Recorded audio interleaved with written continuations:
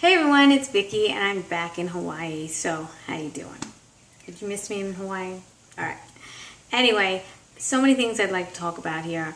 I don't even know what I'm titling this video yet, but I gotta say, reminders definitely comes to mind. I am reminded of so many things, even after being on this lifestyle for so long. Clean, healthy, high carb lifestyle. I still need reminders. So if I'm doing this for what, 15, 16, 18 years now, I need reminders. So why would anybody else say otherwise, okay? And I'm not saying it's because I'm wishy-washy or anything. It's because we all fall off the wagon at one point. We all get like, a little bit detoured and we want to know what the next best thing is, or maybe we're doing something wrong, or maybe we're missing out on something. I don't know. I was in New York recently and I went for a run, and running was just so sluggish for me. I was eating at restaurants every night. I was having oil and salt, table salt. No bueno for me.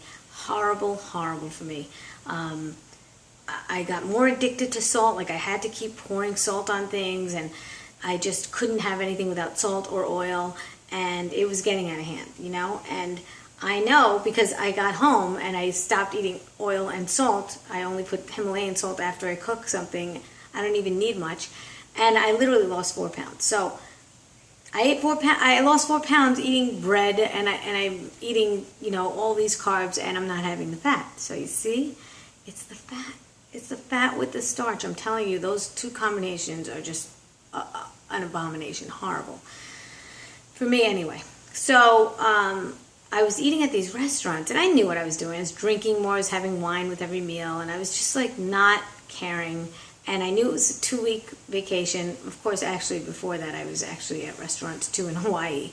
But it was like 3 weeks of restaurants. I want to go on a restaurant diet and not go to any restaurants. I literally don't want to eat at restaurants. They put things in there, in your food that you don't want. And if you tell them no oil, I don't know. It just doesn't, you're a pain in the ass, basically. If you're going to a restaurant, you're eating a high-carb vegan diet, and you're, you don't want certain things in your food. So let's just put it that way.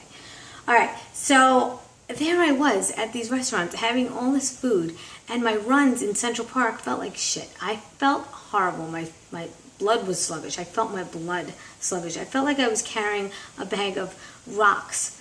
Now and so what happened with that was that I chafe more because the salt that marinates on my skin, like my sweat literally chafes, and I have like big chafing over here.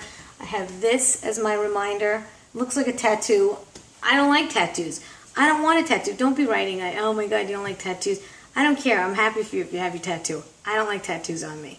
And now I have this as a reminder that I should not be having table salt. Because this happens only when I eat table salt. Could you imagine?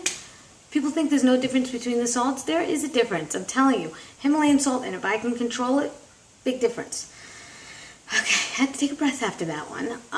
What else did I want to talk about? And these reminders that I'm talking about oil, now I'm going to be like this oil Nazi. Like I'm not going to order anything with oil now because I want it out of my system completely. I'm a dairy Nazi. Maybe I had it once in 8 years, and I literally, you have to see me at restaurants. Please don't put dairy. Michael thinks I'm crazy, but they put dairy even when you tell them not to.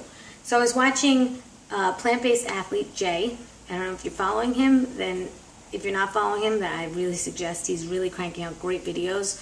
And he talked about oil being, really bad for cardiovascular. And it's really, really important to be healthy while you're trying to be on a healthy diet. Why would you put the oil? It's going to just ruin everything for you.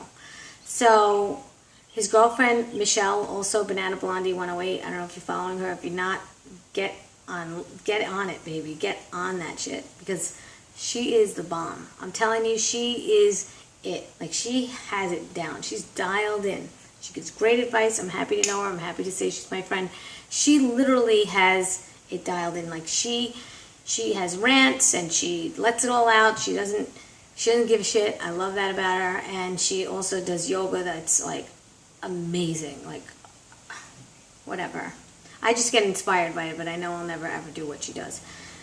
She could do like these back bends that are she just folds in half. Anyway, I'll put the links down below if you want to follow them. Even if you don't want to follow them, I'm still putting the links down below.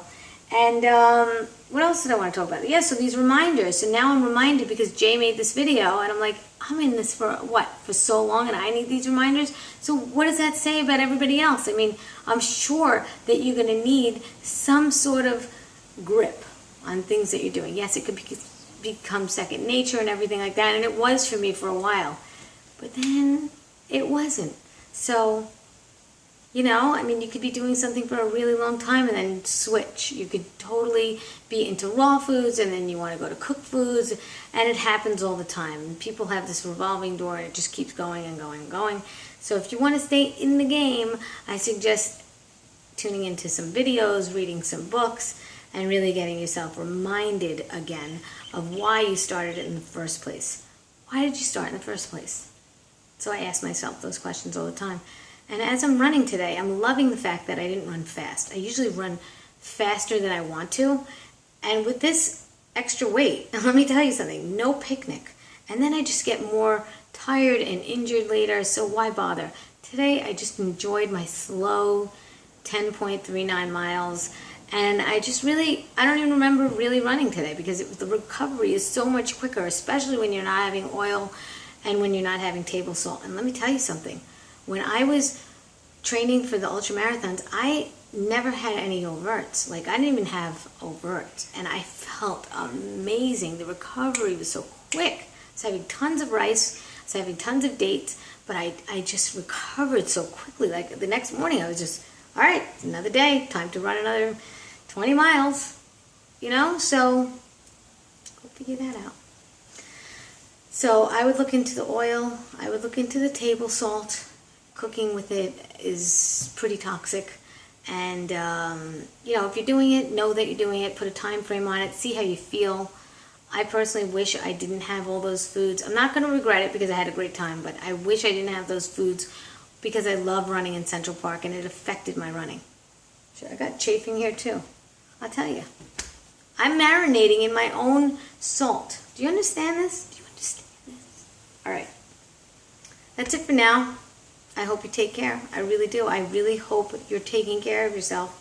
That's what the point of these videos are. Otherwise, I'm wasting my time. I'm not wasting my time. I like making these videos. I'm going to watch this video again and again myself. I like my videos. I'm one of the few people that watches their own videos. I do. I enjoy it. I like to see where I am in the last few years and how far I've come. What do you think? That's a horrible mark. I don't like it. I don't like it. To me, I don't like that. And it hurts. It hurts when you get in the shower after you're chafing. Oh, it's game over. All right. Talk to you soon. Take care, everyone.